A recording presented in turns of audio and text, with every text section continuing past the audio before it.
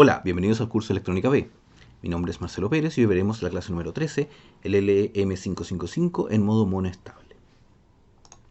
Sabemos que el 555 puede operar en dos modos de operación. El modo estable, que funciona como un oscilador generando un tren de pulsos, y el modo monoestable, que como su nombre lo indica, genera un solo pulso. Es decir, funciona como un temporizador y lo podemos utilizar para configurar temporizadores, medidores de capacitancia, interruptores sin rebote, cualquier tipo de dispositivo que necesite contar tiempo.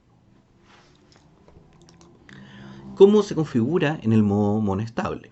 Para eso necesitamos solamente una resistencia y un condensador. Esta resistencia se conecta, la RA que vemos acá, entre el voltaje VCC y la combinación de los pines de descarga y THR. El condensador se conecta entre esta combinación de pines y tierra. Podemos ver que, al igual que el caso del modo estable, el reset se conecta directamente al VCC, de tal forma que el 555 está permanentemente habilitado. Y ahora tenemos una señal de entrada. Tenemos una señal que es la señal BI, que se conecta al pin 3, que es la que nos va a indicar cuándo comienza la cuenta que realizará el 555. Al igual que en el caso anterior, cuando no usamos el pin de control, este pin se tiene que utilizar un pequeño condensador ahí de una cierta cantidad de nanos, faradios, para poder eliminar el ruido. Veamos ahora cómo opera este circuito. Vamos a considerar que el voltaje inicial de salida es 0, el voltaje del condensador, también es 0, porque al estar el voltaje de salida 0, el transistor está encendido, por lo tanto tira todo el voltaje, conecta, perdón, el voltaje del condensador a tierra. Por lo tanto estamos en 0 y estamos en esta situación. Luego, en un cierto momento, el voltaje VI, que tiene que estar en un valor alto, se lleva a un valor bajo. Entonces funciona como con lógica negada. Cuando se lleva a 0, o un valor en realidad menor, a veces tercios, se activa el contador. ¿Qué pasa cuando esto es menor que veces tercios? La comparación que tenemos aquí nos entrega una señal 1, por lo tanto se activa el flip-flop, se enciende la salida y se abre el transistor. En esta condición, entonces podemos ver que efectivamente el condensador, la salida se va al valor VCC y el condensador, como el transistor se abrió, puede comenzar a subir su valor. Cuando el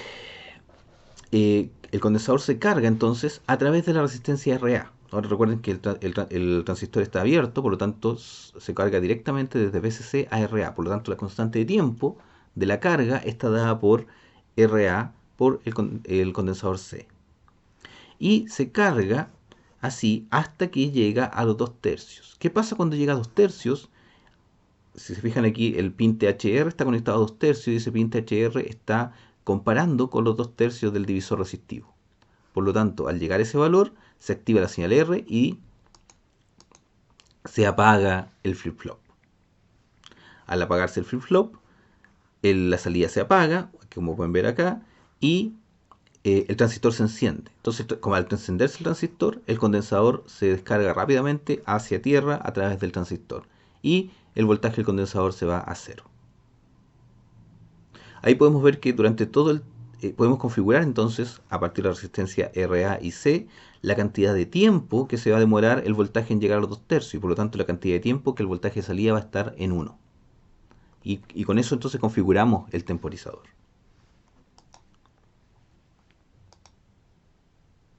Para analizar los circuitos que vienen a continuación vamos a hacer lo mismo que en el caso anterior.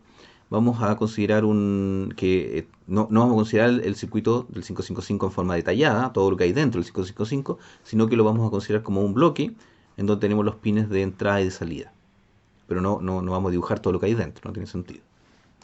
Este diagrama simplificado entonces es el que vamos a utilizar para los siguientes análisis. Lo primero que vamos a hacer es calcular cuánto se demora o cuánto tiempo está encendido la salida, es decir, cuánto es el periodo de carga del condensador. Podemos ver que durante la carga el voltaje del condensador está caracterizado de esta forma, es decir, el voltaje VCC es el voltaje aplicado menos el voltaje aplicado, que nuevamente es VCC, menos el voltaje inicial. Acá cambia porque el voltaje inicial es siempre cero.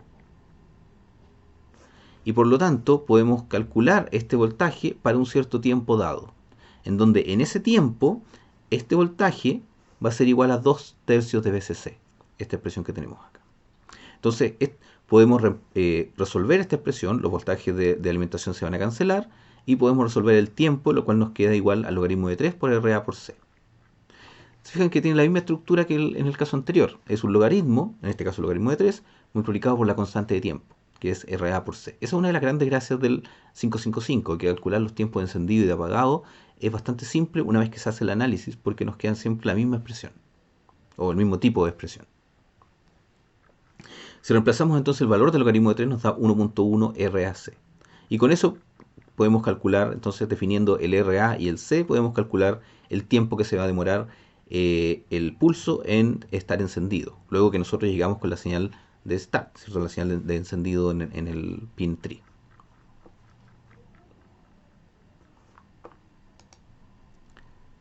Bien, ¿qué pasa en este circuito si es que una vez que yo disparo el circuito, disparo el contador, ¿cierto? Enciendo el flip-flop, luego hay un pulso adicional aquí, de nuevo se vuelve a encender, se vuelve en realidad a ir a cero el voltaje de entrada. ¿Qué es lo que puede pasar? En ese caso estoy haciendo que este voltaje lo apago para que empiece a contar, luego lo subo y luego lo apago de nuevo. ¿Qué le va a pasar a la salida? Bueno, no pasa nada. ¿Por qué?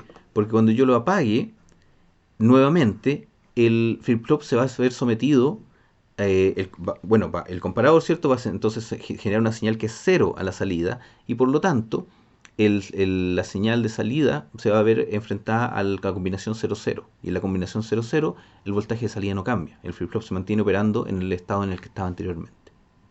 Y por lo tanto puede haber un segundo pulso de disparo, pero no va a ser considerado hasta que la salida se apague. Una vez que la salida se apague, ahí sí hay un siguiente pulso de apagados, va a empezar a contar nuevamente. Ahora, ¿cómo hacemos el diseño de este circuito? Lo vamos a ver a través de una aplicación.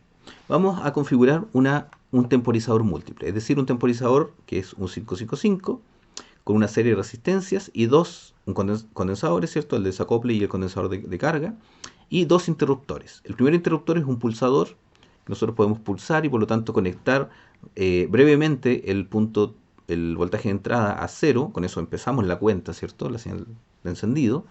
Y otro interruptor que nos permite seleccionar a qué resistencia se conecte. Por lo tanto, con eso podemos cambiar la constante de tiempo RC, y podemos entonces hacer que el temporizador cuente distintos tiempos dependiendo en cuál resistencia está seleccionada. ¿Cómo podemos seleccionar esta resistencia? Bueno, hay un método que es bastante simple, que es porque en este tipo de circuito tenemos tres variables. Tenemos el condensador, la resistencia y el tiempo que queremos contar. Acá no hay un ciclo de trabajo como en el caso anterior, sino que solamente tres variables. Y por lo tanto podemos hacer un gráfico de resistencias, tiempo, en forma paramétrica al condensador. Es decir, si tenemos un condensador, por ejemplo, de un microfaradio, podemos definir un cierto tiempo que necesitamos y con ese tiempo calcular la resistencia que tenemos que ocupar. Por ejemplo, si queremos en este circuito queremos un segundo, queremos que uno de estos resistencias, ¿cierto? Uno de estos estados cuente un segundo, utilizamos un condensador de 10 micros en el condensador de carga. Y por lo tanto, para un segundo, 10 micros nos va a dar una resistencia de 100 kilos. Por lo tanto, una de las resistencias tiene que ser de 100 kilos. Supongamos la resistencia 1. Si luego queremos contar 300 milisegundos, vamos a los 300 milisegundos. Recuerden que esto es una escala logarítmica tanto en la parte horizontal como en la vertical. Entonces, el 3 está aproximadamente en la mitad entre el 1 y el 10, ¿cierto? Entre la escala logarítmica. Entonces vamos a una señal de 3, es de 300 milisegundos, y eso nos dice que tenemos que tener 30 kilos en la resistencia. Por lo tanto, R2 va a ser 30 kilos. Luego, si queremos 200 milisegundos, vamos a este gráfico, en el mismo condensador, ¿cierto? Estamos siempre en el mismo condensador.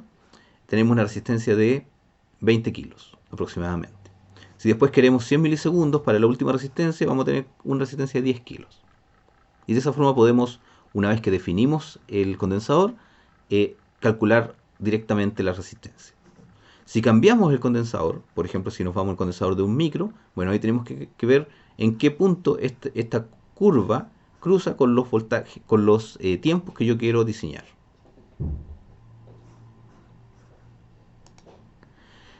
Otra aplicación que podemos ver acá es una luz de semáforo. En esta aplicación tenemos tres 555, los tres configurados en modo monoestable. En uno de ellos vamos a conectar un interruptor, también un pulsador, que nos permite momentáneamente llevar el voltaje VIA a tierra. Con al llevar este punto a tierra, que es lo que pasa aquí, esta señal verde que tenemos aquí, comienza el primer 555 a contar. Y cuenta durante el tiempo que está programado por la resistencia RA y C.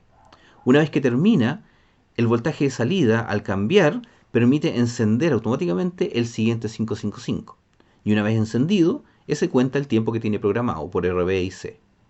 Y aquí sucede lo mismo. Una vez que el Vout del segundo 555 se apaga, ese apagado nos permite encender el trigger del tercer 555. Y por lo tanto empieza a contar el tiempo programado. Una vez que ese 55 termina de contar, esta señal, ustedes pueden ver que se realimenta, enciende nuevamente el primer interruptor, el primer 555, y por lo tanto cuenta 5 segundos. Entonces pueden notar que es una secuencia, contando luego cuenta se repite este y este, aunque no es necesario encender nuevamente el trigger. La primera señal de start. Solamente necesitas encenderse una vez y luego se enciende automáticamente debido a la realimentación que hay acá. Entonces, ¿por qué sirve esto para un semáforo? Por ejemplo, la salida de este pulso nos permite entonces encender la luz amarilla, la salida de la roja, y en el otro caso la verde. Y podemos entonces ir cambiando secuencialmente de amarilla, roja y verde, amarilla, roja y verde. ¿Qué es lo que hace un semáforo? O usarlo para cualquier tipo de temporizador de 3 tiempos que ustedes quieran utilizar, que necesita hacer 3 cosas que sean secuenciales. Por supuesto, esto lo pueden extender a 4, 5, 6, siguiendo la misma estructura. Ustedes pueden ver que es la misma estructura en todos los casos.